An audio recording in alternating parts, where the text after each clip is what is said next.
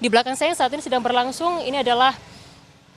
pertemuan dari orang tua Jessica dan juga Jessica setelah ia 8 tahun berada dan juga menjalani masa hukumannya di Lapas Pondok Bambu dari tahun 2016 lalu. Jika kita melihat perjalanan dari kasus Jessica Kumala Wongso, ini sebelumnya ia ditetapkan sebagai tersangka pada tanggal 30 Januari tahun 2016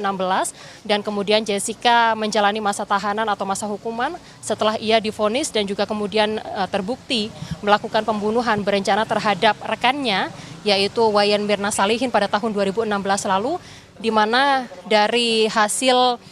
vonis yang juga kemudian dijatuhkan oleh pihak majelis hakim kepada Jessica Kumala Wongso, yaitu vonis hukuman 20 tahun penjara karena terbukti melakukan pembunuhan berencana terhadap Wayan Mirna Salihin pada tahun 2016 lalu. Sementara itu, saudara, dari perjalanan kasus hukum dari Jessica Kumala Wongso di tahun 2016 lalu sampai dengan saat ini, dari pihak Jessica sempat melakukan atau mengajukan kasasi, lalu juga kemudian mengajukan banding dan juga PK, dan juga kemudian upaya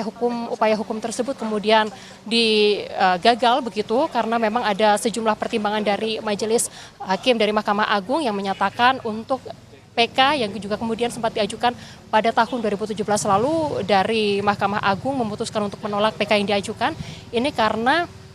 ada pertimbangan tersendiri yang juga kemudian menjadi hal yang juga kemudian menjadi dasar putusan dari Mahkamah Agung pada saat itu. Di antaranya adalah untuk Jessica ini dianggap memiliki motif, yaitu memiliki hubungan dengan si peminum kopi yang dalam hal ini adalah Wayan Mirna Salihin yang juga kemudian meninggal dunia pada tahun 2016 lalu. Dan itulah yang menjadi dasar PK pada tahun 2017 kemudian digagalkan atau kemudian tidak dikabulkan oleh Mahkamah Agung pada tahun 2017 lalu. Sementara itu, saudara, dari perjalanan ini merupakan perjalanan yang juga kemudian cukup panjang untuk kemudian bisa sampai di titik saat ini dari Jessica Kumala Wongso pada tahun 2024 ini, tepatnya adalah pada pukul 9.30 pagi tadi, Jessica Kumala Wongso akhirnya dinyatakan bebas bersyarat.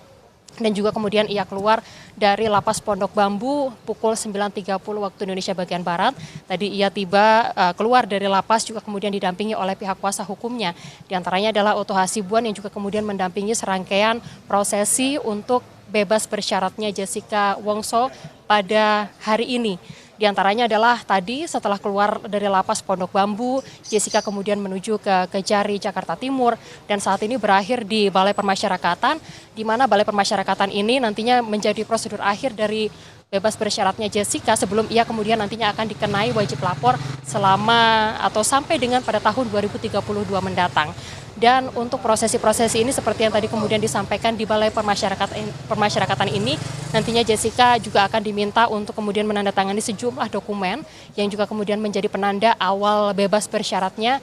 selama masa wajib lapornya sampai dengan tahun 2032 mendatang. Dan di sini Jessica akan pertama kali bertemu dengan ibunya setelah ia 8 tahun menjalani masa hukuman dari tahun 2016 lalu.